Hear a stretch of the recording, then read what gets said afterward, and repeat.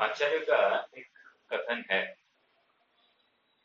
अपृष्टेर अभिवक्तव्यम क्रिया नाशे धर्म ध्वंसे।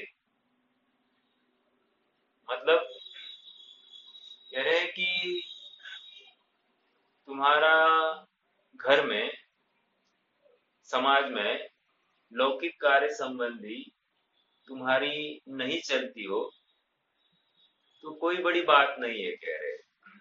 सब पुण्य प्रमाण चलती है बात है। लेकिन यदि धर्म कार्य में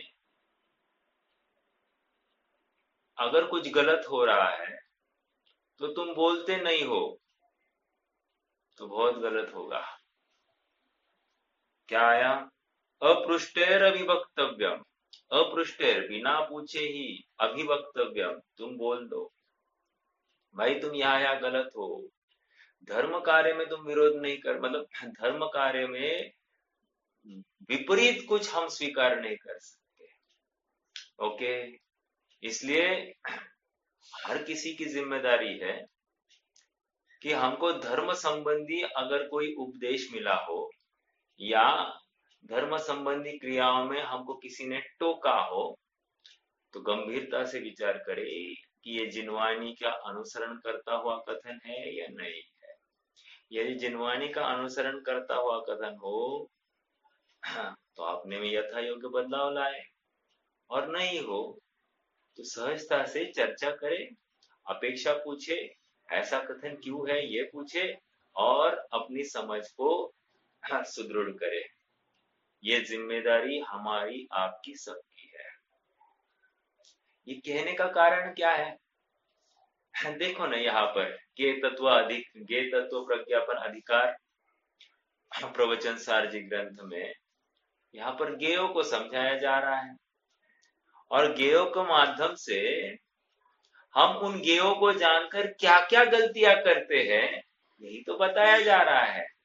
अर्थात गे मात्र जानने के लिए है, लेकिन हर गे को किस रूप में जाना जाए, मैनेज किया जाए, उस संबंधी क्या हमारी विचारधारा हो, ये तो हमको समझ होनी चाहिए ना।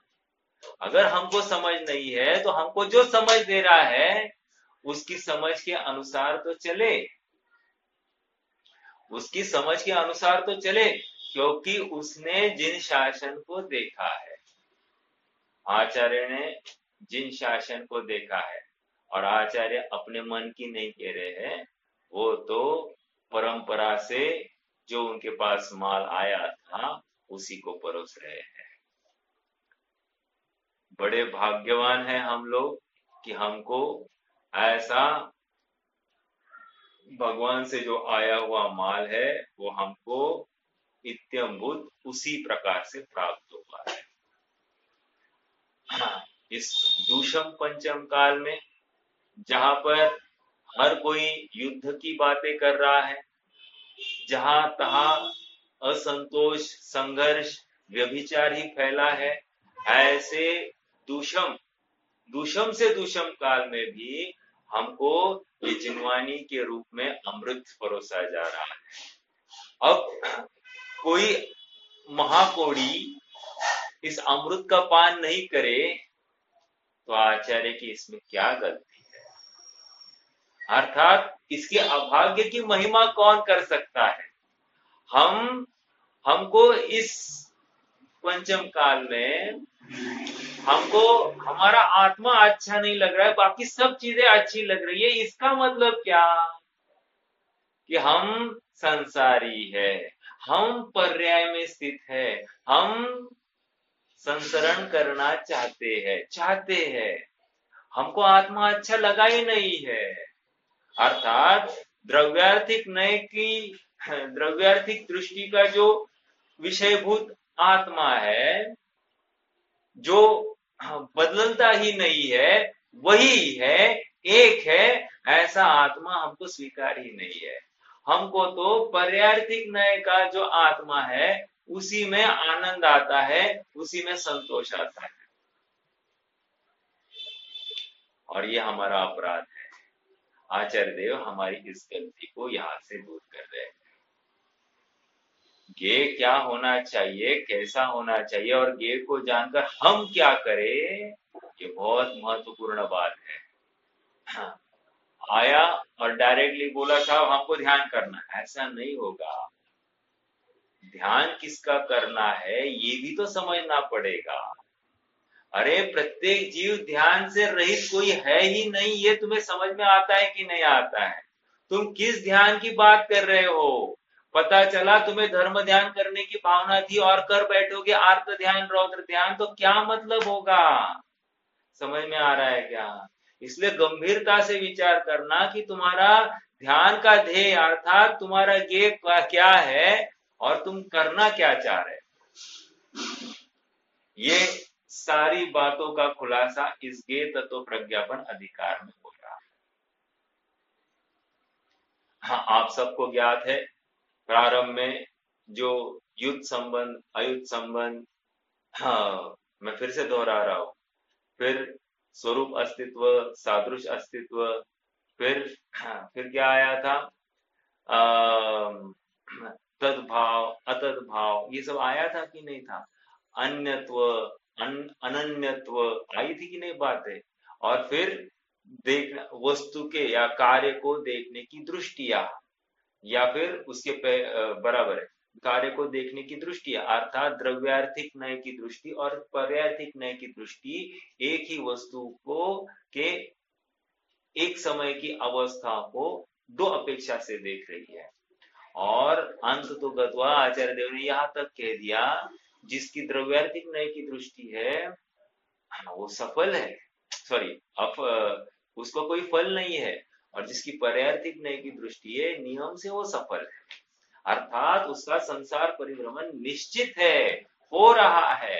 और सुनिए, संसार परिभ्रमण ये कोई गति देव मनुष्य तिर्यंच ऐसी अवस्था में नहीं, आत्मा में ही संसार परिभ्रमण हो रहा है, आत्मा के बाहर कोई संसरण हो ही नहीं रहा है। इसी बात को आज भी और इफेक्टिवली रखा जाने वाला है। ओके, गाथा 120 की चर्चा चल रही है।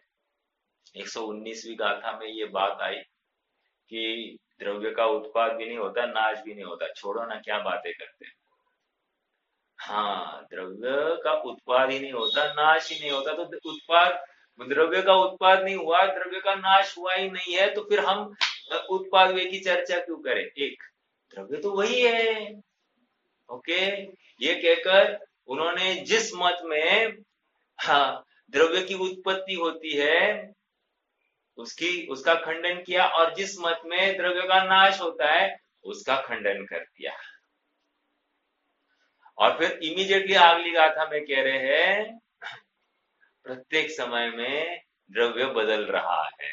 ओ, प्रत्येक समय में द्रव्य बदल रहा है, तो इसलिए जो मत वस्तु को सर्वथा कूटस्थ मानता है उसका भी खंडन कर दिया। हमारी कहने में स्यात् चिन्ह है, कथनचित है, अर्थात प्रत्येक समय में द्रव्य बदल रहा है। याद रखना, पर्याय नहीं बदल रही है, द्रव्य बदल रहा है।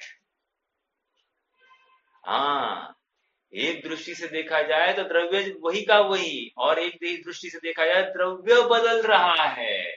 पुराने द्रव्य का नाश हो रहा है, नवीन द्रव्य का उत्पाद हो रहा है। हाँ,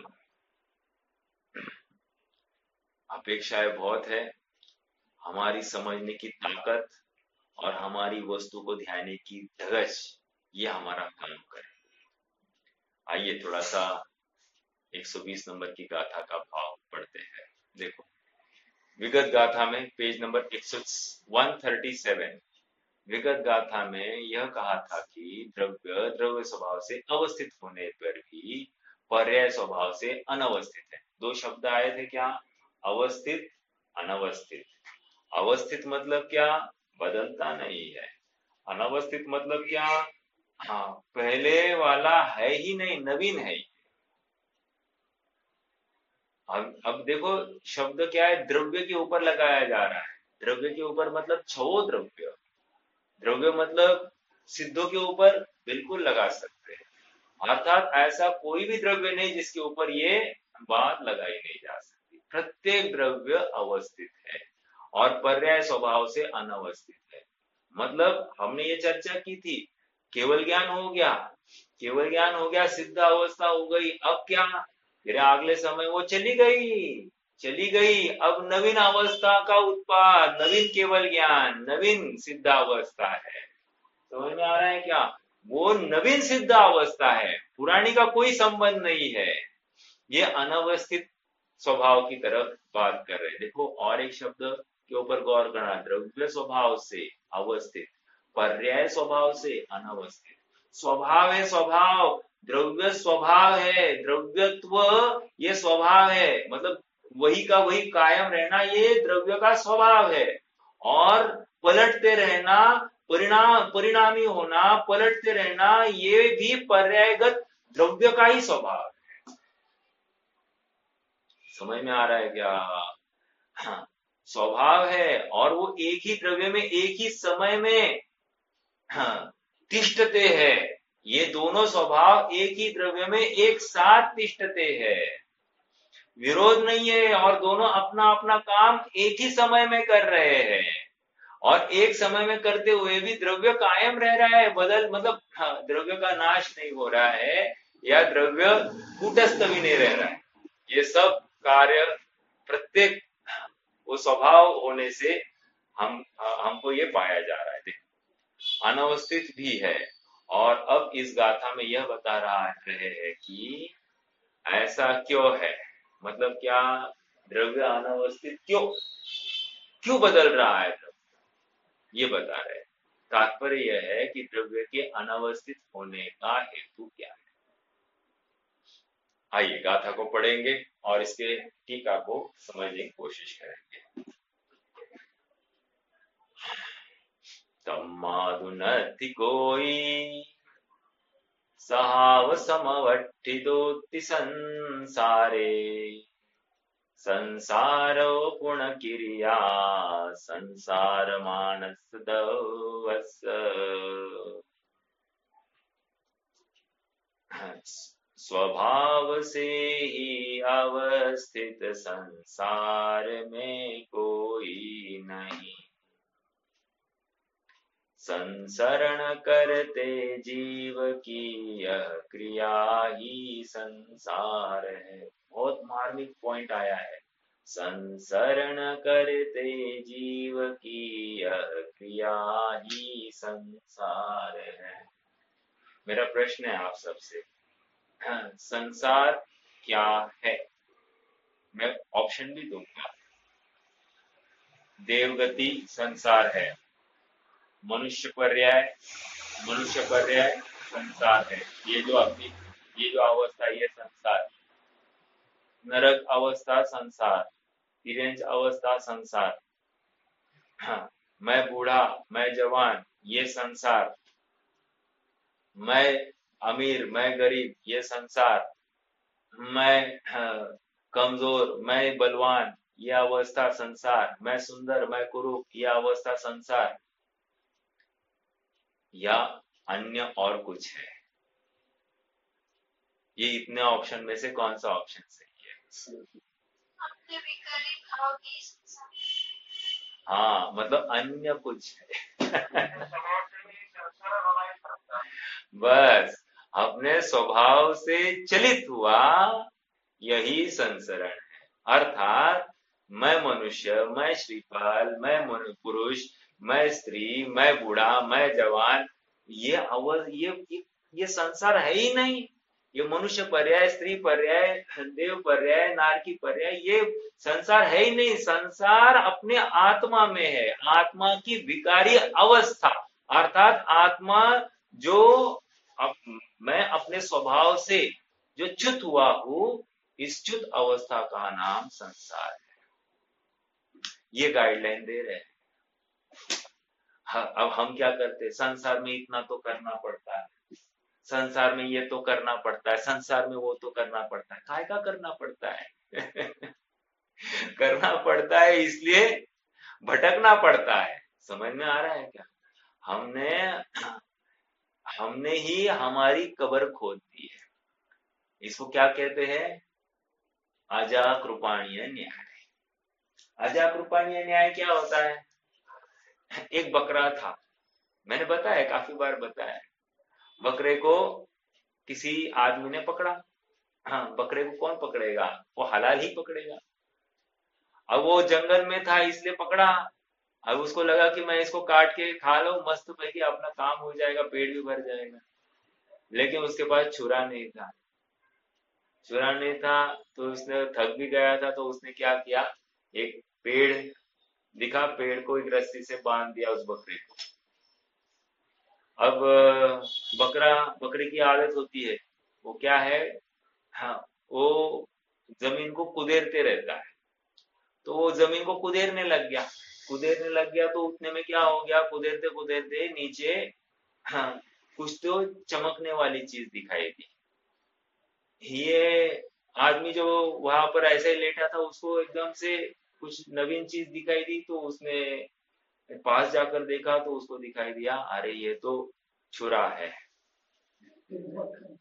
और उस बकरे को ही मौत के घाट उतार दिया। इसको कहते हैं अजागरूपाणीय न्याय। अब ऐसी हालत हमारी है, हमको अजागरूपाणीय न्याय।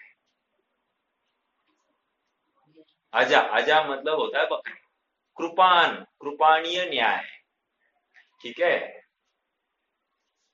तो ऐसी हमारी हालत है, वो बकरे के ऊपर हम हंसते हैं, लेकिन हम भी और कुछ नहीं कर रहे हैं, हम भी अपनी कब्र स्वयं खोद रहे हैं। अर्थात अपने स्वभाव से च्युत होकर हम क्या कर रहे हैं, हम महीने का 1 लाख 2 लाख रुपया, 3 लाख रुपया, 5 लाख रुपया, 10 लाख रुपया कमाकर हम क्या कर रहे हैं, हम अपनी कब्र खोद रहे हैं। हम भक्ष्य सामग्री का सेवन कर हम कर क्या रहे हैं, हम अपनी कब्र खोद रहे हैं। हम दान आदि कर हम कर क्या रहे हैं, हम अपनी कब्र खोद रहे हैं। मतलब तुम स्वभाव से च्युत हुए कि नहीं हुए, बस खत्म, और कुछ नहीं चाहिए हमको।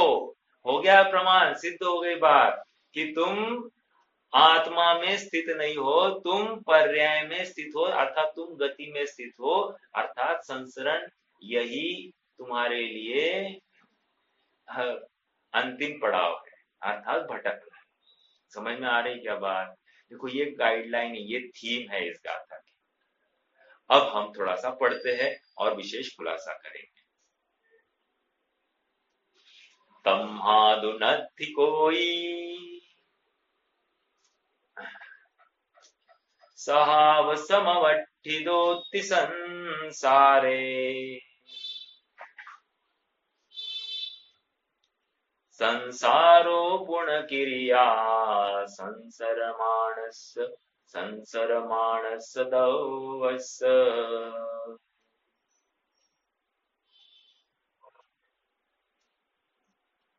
तस्मात्, इसलिए, कल हो गई थी शायद चर्चा, इसलिए संसार में स्वभाव से अवस्थित ऐसा कोई नहीं है। स्वभाव से अवस्थित ऐसा कोई नहीं मतलब क्या, अर्थात हर चीज बदल रही है, ये कह रहे हैं, कोई नहीं है। किसी का स्वभाव केवल एक रूप रहने वाला नहीं है, और संसार तो संसरण करते हुए, बोल फिरते हुए, परिवर्तित होते हुए द्रव्य की क्रिया है। संसार क्या है, परिवर्तित होते द्रव्य की क्रिया है। देखो हमारा परिणमन हो रहा है कि नहीं, प्रश्न है। कल मैंने सब काफी चर्चा की, आज फिर से थोड़ा सा लूंगा। हाँ, हमारा परिणमन हो रहा है कि नहीं हो रहा है? हो रहा है। कौन कर रहा है हमारा परिणमन? ऐसा है क्या हम किसी विशिष्ट गुण का परिणमन हम करते हैं, बाकी सभी गुण अपना अपना स्वतंत्र को परिणमन कर रहे हैं? नहीं। अर्थात समस्त गुणों का परिणमन स्वयं अपने से हो रहा है। अब ये जीव जो अपनी धारणा में ये बिठाया रखा है कि मैं इस गुण को परिणमाऊं, मैं इस गुण को परिणमाऊं, मैं इस गुण को परिणमाऊं, मैं ज्ञान को संभालूं, मैं चारित्र को संभालूं, मैं श्रद्धा को संभालू, इन 3 चीजों को मैं संभालू, बाकी सब देख लेते, बाकी अपने आप परिणमित हो जाएंगे। ये इसका भ्रम है कि नहीं? भ्रम है। किसी को द्रव्य का भी परिणमन कराने का इसकी सामर्थ्य नहीं, अर्थात पर्याय की सामर्थ्य नहीं है। ये बैठा है पर्याय में, आत्मा का विकल्प करना ये पर्याय है या द्रव्य दृष्टि है? कह रहे ये पर्याय दृष्टि है, तो पर्याय में बैठा है। जब तक तुझे आत्मा जो का त्यो भरपूर अनंत गुणों से युक्त ऐसा दिखाई नहीं देता है, तब तक तू पर्याय में बैठा है। मतलब इतनी बात है कि मैं पर्याय का कर्ता बनने की कोशिश कर रहा हूं, और यहां पर कह रहे पर्याय परिणमते हुए द्रव्यों को जैसा है वैसा जाने, ये सम्यक दर्शन। क्या कहा? पर्याय परिणमित होते हुए द्रव्य को जैसा है वैसा जाने, सो सम्यक दर्शन है। और हम क्या कर रहे हैं? मैं शुद्ध हूं, मैं बुद्ध हूं, ऐसी कल्पना करके हम क्या क्या कर रहे हैं? हम विकल्प कर रहे हैं, और ये विकल्प पर्याय में खड़ा है। अनुभव के काल में ये विकल्प को भी जगह नहीं है। क्यों? ये शुभ भाव है और ये संसरण है। समझ में आ रही क्या बात? आइए देखो और पढ़ेंगे। इसलिए इस लोक में स्वभाव से अवस्थित कोई नहीं है। तात्पर्य यह है कि संसार में किसी का भी स्वभाव सदा एक रूप रहने वाला नहीं है, क्योंकि संसार संसरण का ही नाम है। यह संसार संसरण करते हुए परिवर्तनशील द्रव्य की क्रिया है। हाँ, अभी मेरा प्रश्न है, संसार कितने गुणस्थानों में देखा जा सकता है इस परिभाषा की अपेक्षा?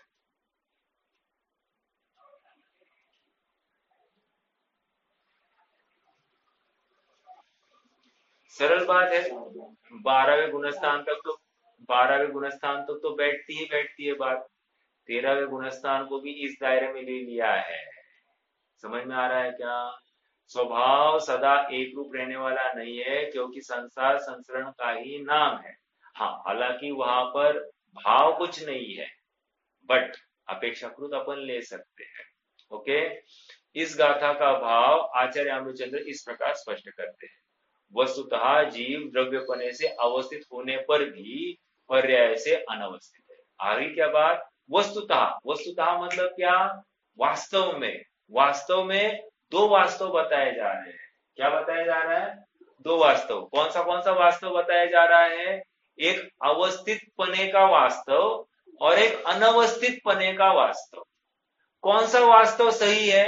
अरे वास्तव जब कह रहे हैं तो दोनों वास्तव सही है। अर्थात जिस समय में द्रव्य अवस्थित है उसी समय में द्रव्य अनवस्थित है। वहां पर देखने की दृष्टिया है। हाँ, अनवस्थित दृष्टि क्या कर रही है?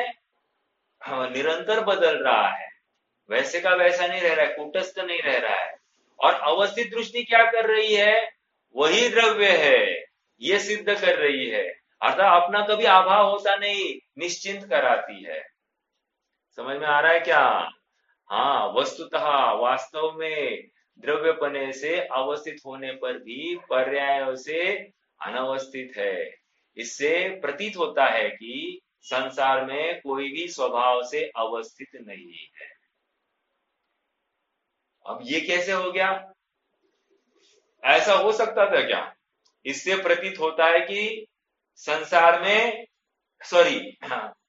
स्वभाव से कोई भी अवस्थित ही है। फिर से, इससे प्रतीत होता है कि स्वभाव से सभी अवस्थित है। ऐसा कथन करूं तो चलेगा? बिल्कुल चलेगा। लेकिन यहां पर शब्दों के ऊपर गौर करना। इससे प्रतीत होता है कि संसार में कोई भी स्वभाव से अवस्थित नहीं है, स्वभाव से अवस्थित नहीं है। अर्थात स्वभाव का उल्लंघन करके अनवस्थित हो रहा है, ये अपेक्षा यहां पर लेना। हालांकि नवीन पर्याय हो रही है, अनवस्थित पना तो है ही है, लेकिन चूंकि यहां पर संसारी जीव की चर्चा अभिप्रेत है, तो इसलिए यहां पर संसार में कोई विकारी परिणाम है, इसलिए यहां पर कह रहे हैं कि संसार में कोई भी स्वभाव से अवस्थित नहीं है। तात्पर्य यह है कि किसी भी द्रव्य का स्वभाव अकेला एक रूप रहने का ही नहीं है, और इस अनवस्थितता का मूल हेतु संसार ही है, क्योंकि वह मनुष्य आदि पर्यायात्मक है, वह स्वरूप से ही वैसा है। उसमें परिणमन करते हुए द्रव्य की पूर्वोत्तर दशा के त्याग ग्रहण रूप क्रिया का नाम ही संसार है। यह संसार का स्वरूप है। क्या कह रहे हैं? भाषा बहुत थोड़ी सी क्लिष्ट भाषित हो रही है। भाषा क्लिष्ट होते हुए भी इसका भाव सरल है। भाव ये कर रहे हैं कि हम किसी पॉइंट पर आ जाते हैं और हम कहते हैं कि ये अवस्था ही बनी रहे एक, तो कह रहे नहीं, तू गलत है, ये बनी रहे, ये बनाए रखने की तेरी सामर्थ्य नहीं है। किसी पॉइंट पर हम आ जाते हैं या किसी संयोग को देखकर हम ये कहने लगते हैं कि ये अवस्था चली जाए, तो ये दूसरी बात। मतलब हम कहाँ बैठे हैं? हम पर्याय में बैठे हैं, और जब तक हम पर्याय में बैठे रहेंगे हम गति में है, और गति में है अर्थात संसरण हो रहा है, अर्थात निरंतर अवस्थाएं बदल रही है। अवस्थाएं बदल रही है मतलब क्या? पूर्व दशा का नाश हो रहा है और नवीन दशा का उत्पाद हो रहा है। मतलब क्या? पूर्व का मरण हो रहा है और नवीन का जन्म हो रहा है। मतलब मैं प्रत्येक समय में मरण को प्राप्त हो रहा हूं। भारती बहन जी, आपने पीछे एक प्रश्न पूछा था, याद है क्या? कि प्रत्येक समय में मरण हो रहा है। ये 120 गाथा उसके लिए है। क्या कह रहे हैं? प्रत्येक, याद है प्रश्न तो याद होगा। प्रत्येक समय में मरण हो रहा है, ये बात कहाँ आई? ये यहाँ पर आई 120 गाथा में। प्रत्येक समय में मरण हो रहा है। प्रत्येक समय मरण हो रहा है मतलब ये द्रव्य पहले समय का द्रव्य मरता है, व्यय को प्राप्त हुआ मतलब मर गया, बराबर है कि नहीं? और नवीन द्रव्य का जन्म हो गया, ऐसा ही है।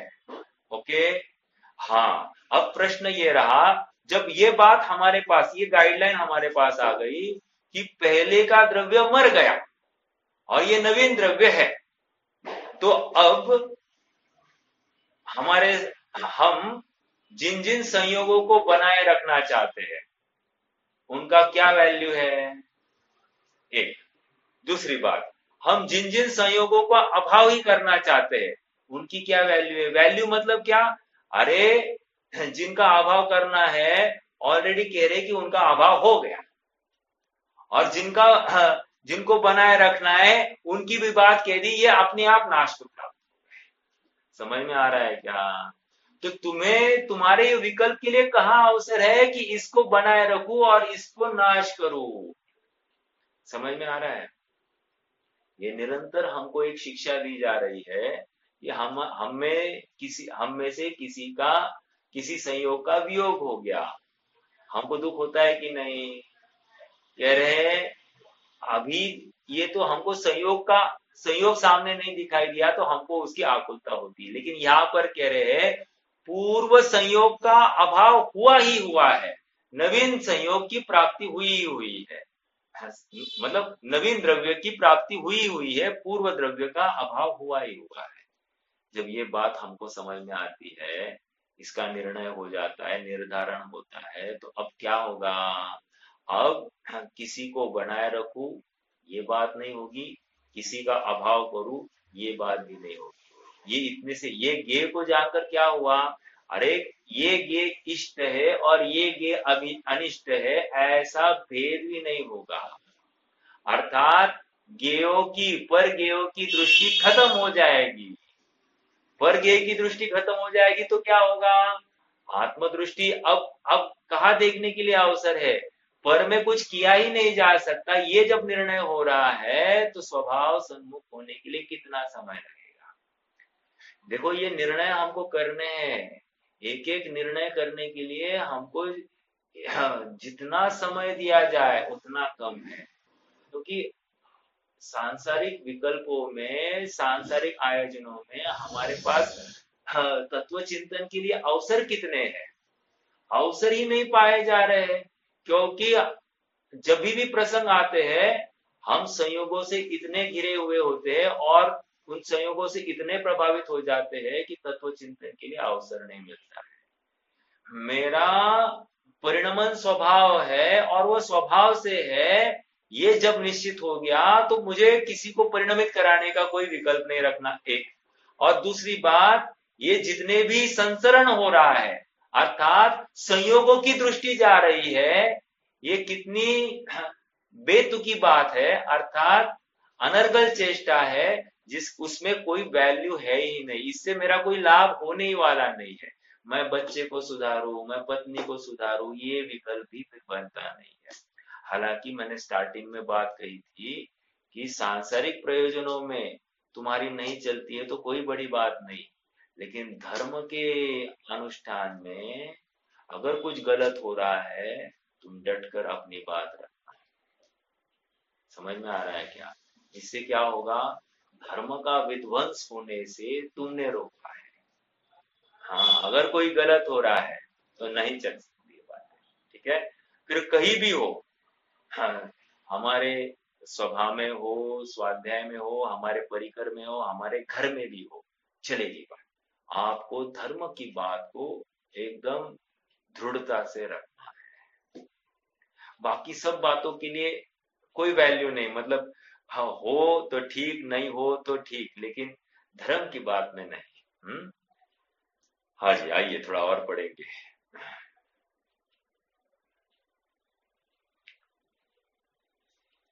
क्या आई बात?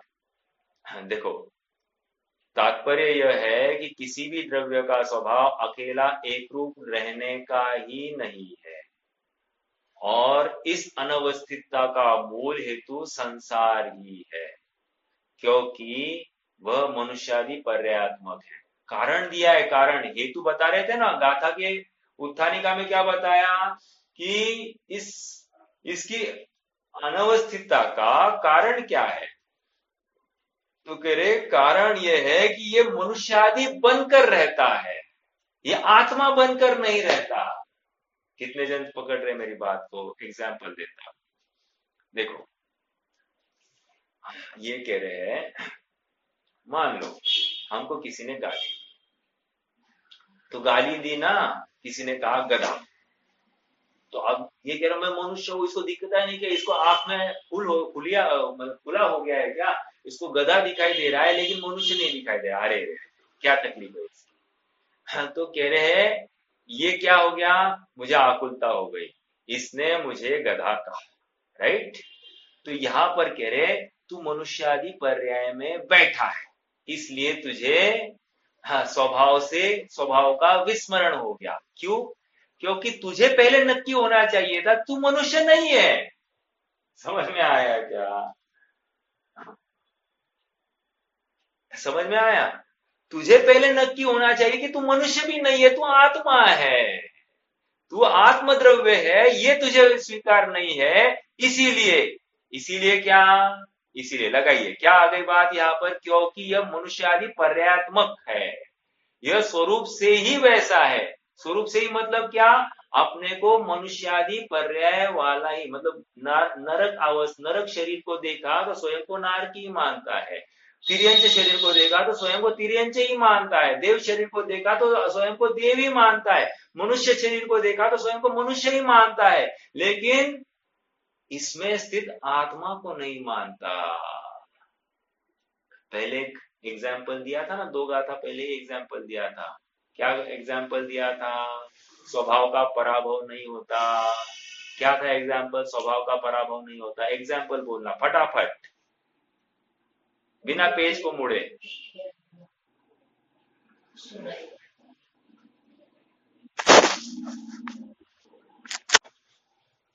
अरे कोई कंगन है, कंगन में मोती अवस्थित है, ऐसा होते हुए भी कंगन कंगन रूप ही रहता है, मोती मोती रूप ही रहता है।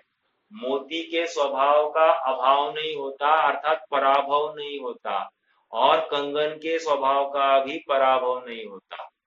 फिर उन्होंने ये दृष्टांत दिया, दृष्टांत के बाद में सिद्धांत दिया, कहा वैसे ही ये शरीर है और ये आत्मा है। आत्मा उस मोती के स्थान पर है और शरीर उस कंगन के स्थान पर है। कंगन के स्थान पर जो शरीर है वो शरीर शरीर रूप ही रहता है, और इस शरीर में रहता हुआ मोती के समान यह आत्मा स्वभाव से ही शोभायमान है, चमक रहा है। उसकी चमक अपनी स्वयं की है, उस कंगन की नहीं है, अर्थात उसके स्वभाव का पराभव नहीं हुआ। समझ में आया? इस बात को ये जीव समझने के लिए तैयार नहीं है। हाँ, देखो, मान लो, हाँ, हमारी बच्चा अपने अनुकूल नहीं हो, पत्नी अनुकूल नहीं हो, माता अनुकूल नहीं हो, ये दुख का कारण है कि नहीं?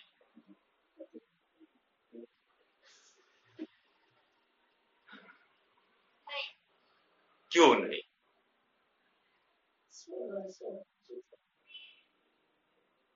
क्योंकि ये अपने आपने आत्म स्वभाव में है ही नहीं। एक, इनसे मेरा सुख है ही नहीं और इनसे मेरा दुख है ही नहीं।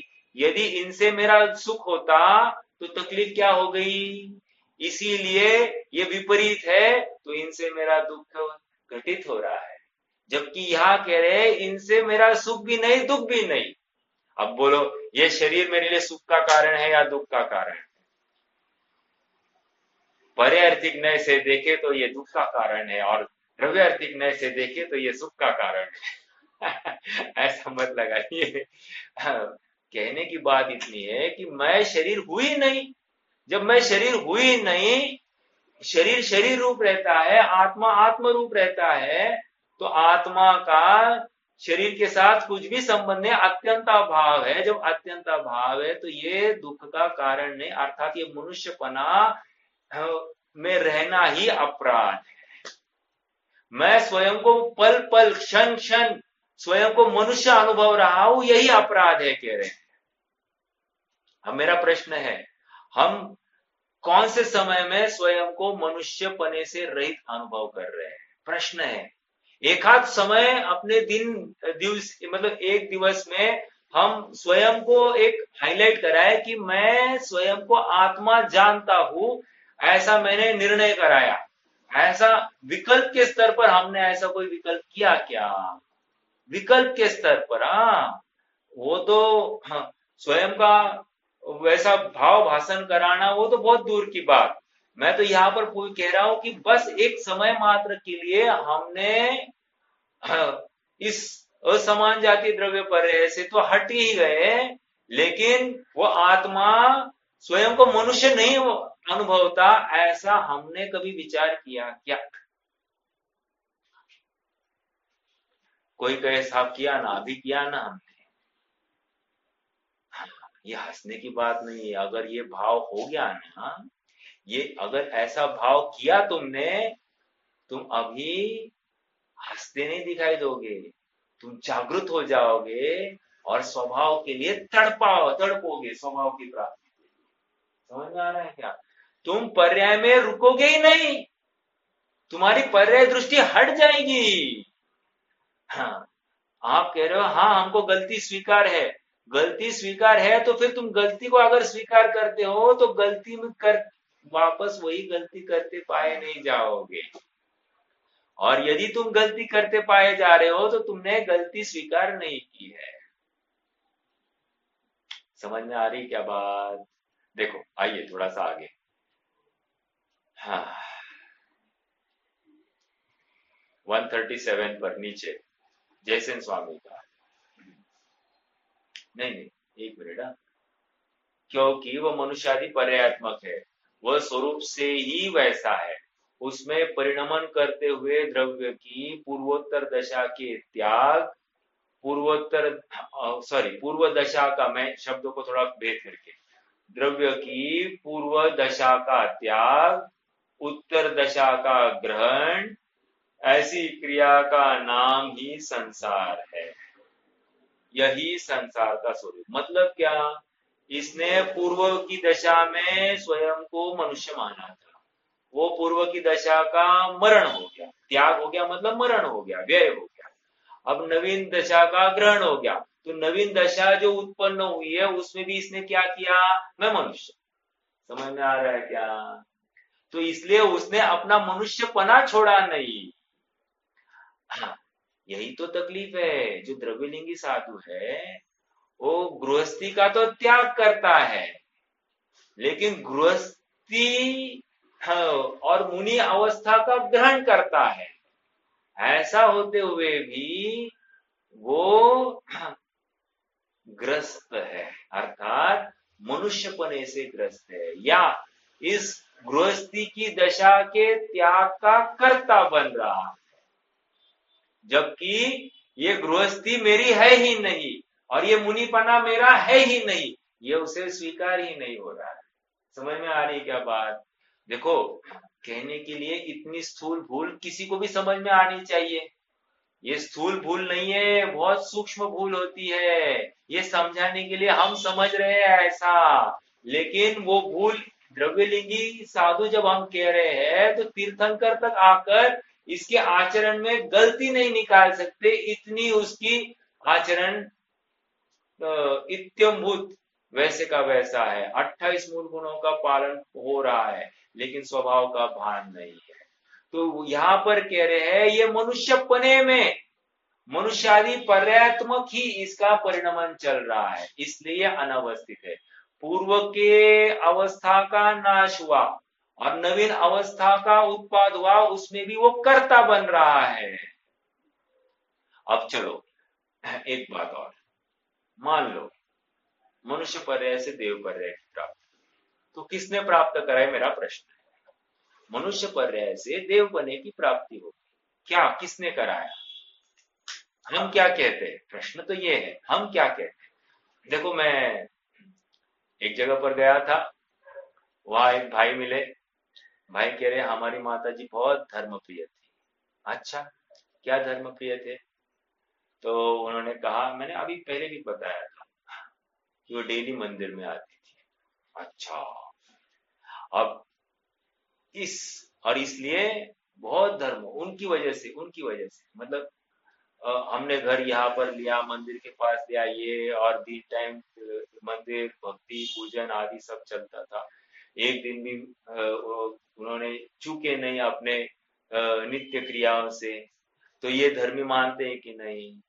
यहाँ पर कह रहे हैं कोई उपलब्धि नहीं।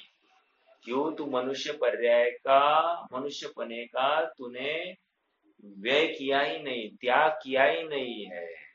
तू पूर्व की मनुष्य पर्याय का त्याग हुआ तो नवीन भी मनुष्य पर्याय में ही बैठा है, तो गया काम से। हाँ, माँ अभी कोई प्रश्न पूछे, इन्होंने इतना धर्म किया, समय शिखर जाकर आए, व्रत तप संयम वाला जीवन था, अंतिम समय में समाधि थी। अब ये ऐसा जीव कहाँ गया होगा? ऐसा ही प्रश्न होता है कि नहीं? बहुत जनों का होता है। तो ये कहाँ गया होगा? मतलब क्या, मतलब क्या है, अभिप्राय में क्या बात है?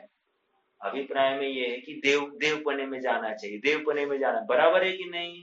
अर्थात कहीं ना कहीं अभिप्राय में देवपना अच्छा है कि नहीं? अर्थात तो फिर से पर्याय में बैठा है। समझ में आया क्या?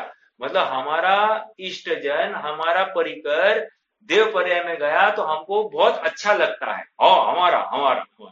समझ में आया? अभी लिखा जाए नरकवासी, ऐसा कहा जाए तो कितनी भद्दी बात लगती है, और स्वर्गवासी कहा तो कितनी अच्छी लगती है। ये ही हमारी गलती है। अर्थात तुम पर्याय में स्थित हो, अर्थात तुम्हारी दृष्टि आत्मा पर नहीं है। हाँ, तो कोई पूछे कि देव पर्याय मिली होगी ना, अरे क्या फायदा उस देव पर्याय का जब आत्मा की प्राप्ति नहीं है? अरे आचार्य ने तो यहां तक कहा है, हे प्रभु, आत्मा के भान सहित मुझे नरक भी स्वीकार है, लेकिन आत्मा के भान रहित मुझे स्वर्ग तक स्वीकार नहीं है। क्या कहा? आत्मा के भान सहित मुझे नरक स्वीकार है, लेकिन आत्मा के भान रहित मुझे स्वर्ग भी नहीं चाहिए। कितनी कितनी बड़ी ताकत चाहिए ये स्वीकृति के लिए। आप पकड़ रहे हैं ना, देखो इतनी हमको बात तो बहुत सरल है, लेकिन आचार्य देव बार बार क्यों समझा रहे, ये तू कौन से गे को ध्या रहा है, तू आत्मा गे होना चाहिए तो तेरा गे मनुष्य है, तू आत्मा गे होना चाहिए तो तू तेरा गे मैं पुरुष, आत्मा गे होना चाहिए तो मैं 50 साल 55 साल 20 साल 30 साल 40 साल ऐसा, आत्मा गे तो मैं डॉक्टर इंजीनियर आदि आदि फला फला, तो आत्मा गे तो मैं करोड़पति रोड़पति ये ऐसा, आत्मा गे है तो मैं सुंदर मैं कुरूप ऐसा, आत्मा गे होना चाहिए तो मैं बलवान मैं ताकतवर मैं कमजोर ऐसा, अब आत्मा गे होना चाहिए तो या सर दर्द या खोपड़ी दर्द या पैर दर्द कमर दर्द ये ऐसा। समझ में आ रहा है क्या? दिन भर कहाँ बैठा रहता है, शरीर में बैठा रहता है और चाहता है कि मुझे शुद्धोपयोग की प्राप्ति। अरे पागल कैसे होगी, तो एक समय के लिए तो शुद्धात्मा का स्वरूप समझता है क्या, शुद्धात्मा कैसा गे ये समझता है क्या? अरे जिस गे का ज्ञान नहीं है उस गे को ध्यान की कल्पना कर रहा है, यह अपराध है कि नहीं? कहां पर जाकर बैठेगा, भ्रम से अनात्मा में ही बैठेगा ना, भले ही सामायिक के नाम पर वो बैठा एकांत स्थान में, लेकिन वो किसको ध्या रहा है, अनात्मा को ध्या रहा है, और कहता है मुझे बहुत अच्छा लग रहा है सामायिक, बहुत अच्छा लग रहा है, कभी सोता है, कभी विषयों की कल्पना करता है, कभी मंद कषाय हो जाए, कभी मंद कषाय हो जाए तो इसको बहुत अच्छा लगता है, ऐसा ही भाव बना रहे, ऐसा ही भाव बना रहे, अर्थात कषाय की मंदता को यह आत्मा मान रहा है, जबकि कषाय रहित वस्तु वो आत्मा है। आप समझ रहे हैं मेरी बात को? कितनी भूल कैसी हो सकती है, गे संबंधी हमारी भूल क्या चल रही है, ये हमको समझाया जा रहा है, हर एक को अपने अपने स्तर पर समझाया जा रहा है, जो जिस भूमिका में पड़ा है उसको समझाया जा रहा है। मान लो मैं बहुत स्वाध्यायी हूँ, तो स्वाध्याय करते करते मैं आत्मा भूल गया काम से, मैं इतना तो पढ़ू इतना तो पढ़ू इतना तो पढ़ू इतना तो पढ़ू, लेकिन आत्मा को लख, आत्मा को पढ़, ये तो आत्मा पढ़ना नहीं चाहता और बाकी सब पढ़ाना चाह रहा है, तो वह कह रहे गया काम से। समझे? मतलब मैं स्वयं को वक्ता मानू तो तकलीफ, मैं स्वयं को श्रोता मानू तो तकलीफ, गे क्या है, गे मात्र आत्मा है। समझ में आ रहा है क्या? ये मेरा गे स्वभाव, मतलब गेयों का स्वभाव जानू, ये बहुत महत्वपूर्ण है, क्योंकि गेयों का स्वभाव जाने बिना मैं गेयों को यथार्थ रूप से ध्यान नहीं पाऊंगा।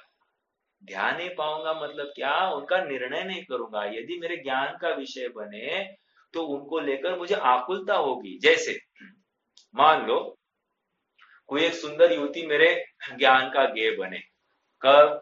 सामायिक के काल में। तो मेरी सामायिक भ्रष्ट होगी कि नहीं?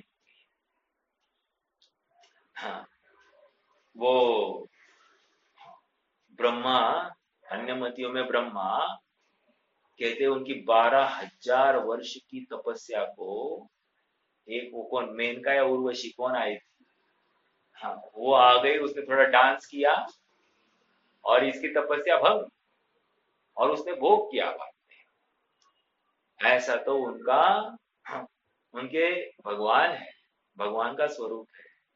यहाँ पर कह रहे सामायिक के काल में एक युवती, एक सुंदर स्त्री मेरे ज्ञान का के बने, तो भी उसको कैसे ध्याना, ये कला है।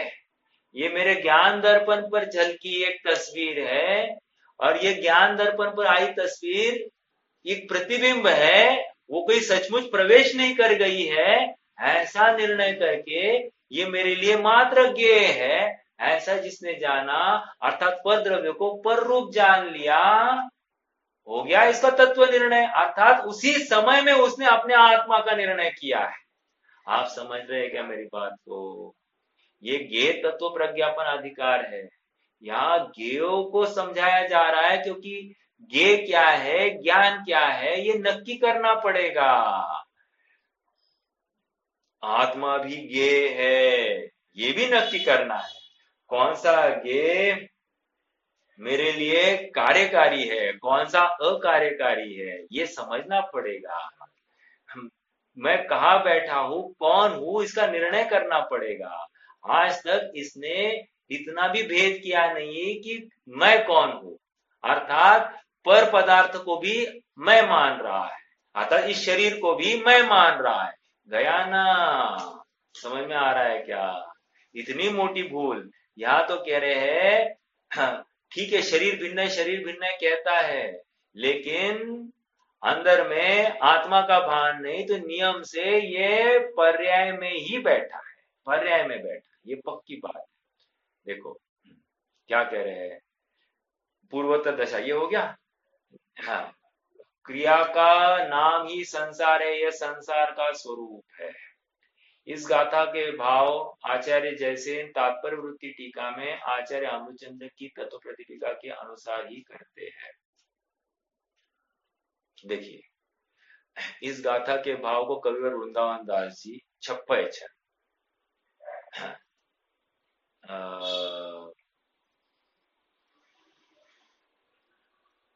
देखो इसका तिस कारण संसार माही थिर दशा न कोई, अथिर रूप पर जय सुभाव चौगति में होई। दरवनि के संसरण क्रिया संसार कहावे, एक दशा को त्यागी द्वितीय जो दशा गहावे। कह रहे ये संसरण क्या है, एक दशा को त्यागता है और नवीन दशा को ग्रहण करता है। समझ में आ रहा है क्या? हाँ देखो नीचे पढ़ते, पहले इसका भाव ही पढ़ लेते, मुझे इसकी चाल नहीं आ रही है। विगत गाथा में कहे गए कारणों से यह बात सिद्ध होती है कि संसार में कोई भी दशा स्थिर नहीं है। एक, हाँ तो मेरे जितने भी विकल्प है कि मैं इस शरीर को बनाए रखूं, मैं इस मनुष्य पर्याय को बनाए रखूं, इस धन को बनाए रखूं, इस मेरे घर वालों को बनाए रखूं, इनका नाश ना हो जाए, ये कह रहे हैं ये क्या है, अपराध है। ठीक है, कोई दशा स्थिर नहीं है। द्रव्य रूपी सर्वथिर परजय, क्या है वो? द्रव्य रूप करी, द्रव्य करी सर्वथिर परजय थिर है कौन, द्रव्य दृष्टिया पालको परजय न करी गौन। ये किसकी बात है? जयचंद छाबड़ा की 12 बहाना है ना? हाँ क्या है वो?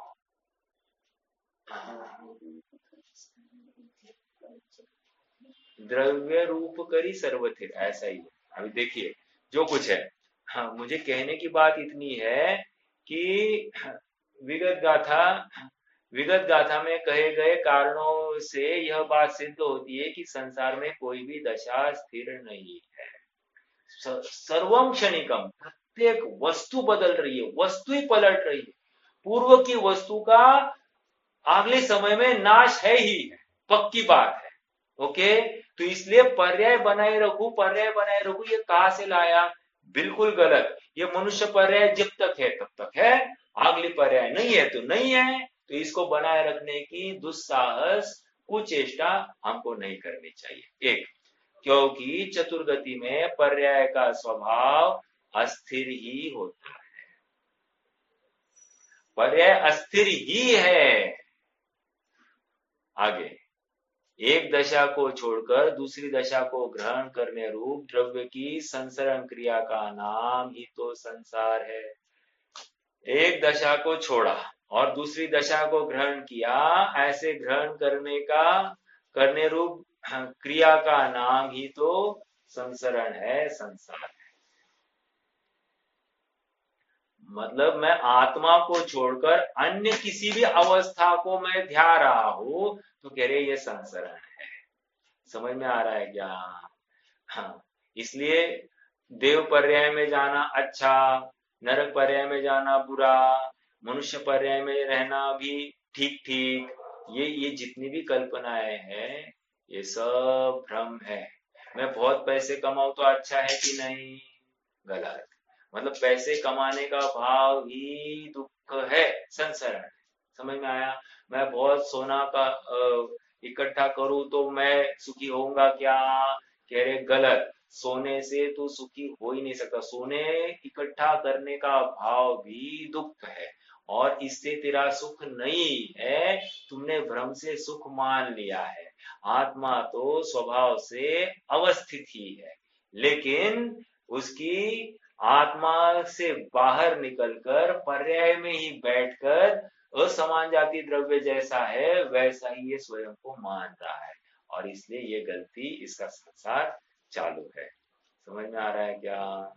इस प्रकार इस संसार में अनादि से यह चेतन आत्मा शरीर धारण करके परिभ्रमण कर रहा है, और चैतन्य स्वरूप निश्चिदानंद आत्मा के ज्ञान होने पर दुखों का दमन हो जाता है। देखो, एक बात बहुत स्ट्राइकिंग है यहाँ पर। अरे मेरे दुखों का अभाव कब? दुखों का अभाव कब? मुझे बहुत पैसा मिले, लाख रुपया कमाऊं महीने का। अभी अभी मेरे एक परिचित व्यक्ति है, अभी पढ़ाई कर रहा है, और पढ़ाई करते करते किसी जगह पर उसको, हाँ, समर वेकेशन ट्रेनिंग के लिए उसको एक जॉब लग गई। तो जॉब की पैकेज कितनी है? पैकेज मतलब उसको उसका स्टाइपेंड 1 लाख रुपया मिलने वाला है। इतना ही नहीं, अब वो बैंगलोर गया है तो बैंगलोर में रहने के लिए 40,000 दे रही है महीने का। मतलब कहने की बात इतनी है कि अब प्रश्न ये है कि वो सुखी है या दुखी। प्रश्न ये है कि वो सुखी है या दुखी। देखो वो क्या है, सुखी है या दुखी, हमको उससे लेना देना नहीं, लेकिन हमने उसको सुखी माना या दुखी माना, प्रश्न तो ये है। क्यों? क्योंकि अगर हमने उसको सुखी माना तो तकलीफ क्या है? हमने पैसे से सुख होता है, ये हमारी मान्यता में पड़ा है। बात समझ में आ रहा है क्या? अभी देखो दूसरा, सोना अभी 75,000 तक पहुंचा, राइट? हम सुखी हुए या दुखी? हमने अगर पहले बहुत सोना इकट्ठा किया होगा तो हमारे पास बहुत सोना है, इसका भाव बढ़ गया तो इसको लेकर हमको सुख है क्या? अरे अगर तुमने ऐसे सोने की भाव बढ़ने से स्वयं को सुखी माना तो तू नियम से पर्याय में बैठा है, तू दुखी। समझ में आ रहा है क्या? हाँ, ये लगाओ, अपना बच्चा बहुत प्रगति कर रहा है, पहला आया तो तू सुखी या दुखी? अरे बच्चा पहला आ रहा है या सेकंड आ रहा है या लास्ट आ रहा, लास्ट आने से तो दुखी नहीं और फर्स्ट आने से तो सुखी नहीं है। तेरा सुख तो आत्मा में है। तू आत्मा को छोड़कर बाकी सब कर रहा है और आत्मा को ध्यान दे रहा है। मेरी जगत में प्रशंसा हो तो मैं सुखी, मेरी निंदा हो तो मैं दुखी। गलत। आत्मा में प्रशंसा और निंदा ये वस्तु ही नहीं है। इसलिए आत्मा की प्रशंसा और निंदा से आत्मा में कुछ भी फर्क नहीं पड़ता, क्योंकि जो सो उसो चेव, अर्थात आत्मा वैसे का वैसा ही है, उसमें कुछ भी बदल नहीं होने वाला। जब वस्तु इतनी शाश्वत है, स्थिर है, उसके उसमें कुछ भी परिवर्तन नहीं होता है, बाहर से कुछ भी प्रभाव पड़ता नहीं है, तो मुझे उसको लेकर, संयोगों को लेकर मुझे आकुलता क्यों होगी? आकुलता होनी ही नहीं चाहिए। यही ज्ञेय दृष्टि यहाँ पर बताएगा। समझ में आ रहा है क्या?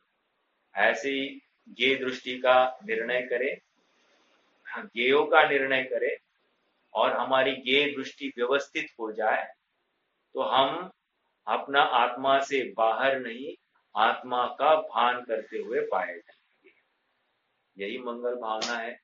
हम निरंतर अपने कार्य की सिद्धि के लिए प्रयासरत रहे, पुरुषार्थ से युक्त रहे, और अपना कार्य जल्द से जल्द सफल करे। यही मंगल भावना। ओम। कोई प्रश्न है तो कर सकते हैं, नहीं तो जिनवानी स्तुति।